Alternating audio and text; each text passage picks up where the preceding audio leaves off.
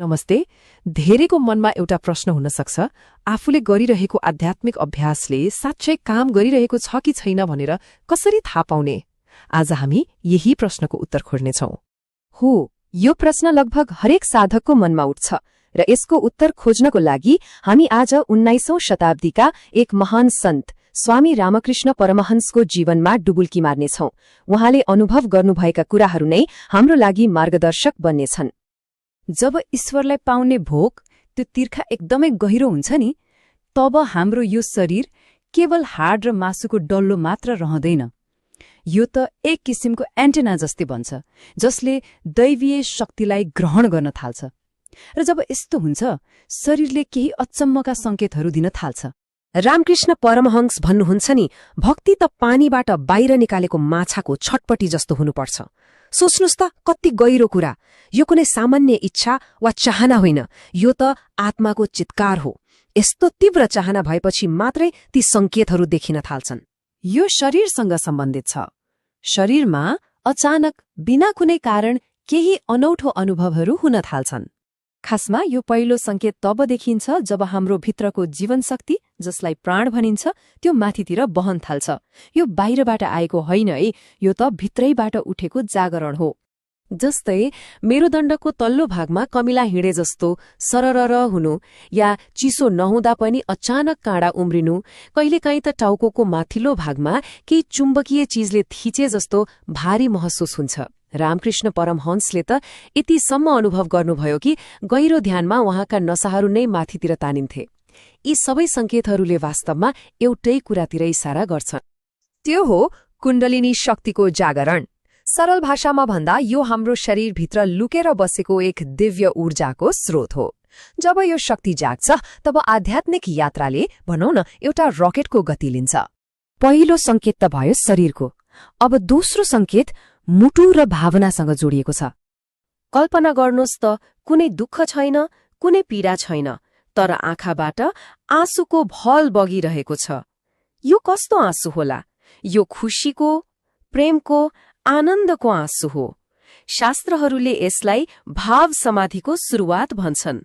त्यो अवस्था जहाँ हृदय दिव्य प्रेमले पग्लिन थाल्छ। रामकृष्ण परमहंसले कति राम्रो उदाहरण दिनुहुन्छ। जसरी घाम लाग्नुभन्दा पहिले आकाश रातो हुन्छ, त्यसै गरी ईश्वरको दर्शन हुनुभन्दा पहिले हृदय प्रेमले भरिन्छ। मतलब यो भावनात्मक अवस्था एउटा गहिरो अनुभव आउँदैछ भन्ने संकेत हो। यति बेला दिमागले काम गर्दैन, तर्कले काम गर्दैन, केवल भावना र प्रेमले काम गर्छ। अनि बिस्तारै संसारको हल्लाखल्लाबाट मन उठ्छ र एकान्त प्यारो लाग्न थाल्छ। शरीर र मनपछि अब तेस्रो र चौथो संकेतले हाम्रो जीवनशैलीमै परिवर्तन ल्याइदिन्छ। हाम्रा इन्द्रियहरू, सुन्ने, देख्ने, सुङ्ने शक्ति, ती सबै एकदमै तीखो हुन्छन्। भित्री ज्ञान, जसलाई हामी इन्ट्युसन भन्छौं, त्यो बढ्छ र यसको सीधा असर हाम्रो खानपान र सुत्ने बानीमा देखिन्छ। यहाँ हेरौं न, सामान्य अवस्थामा हामी सामाजिक गफगाफमा रमाउँछौं, तर जागृत अवस्थामा एकान्त खोज्न थाल्छौं।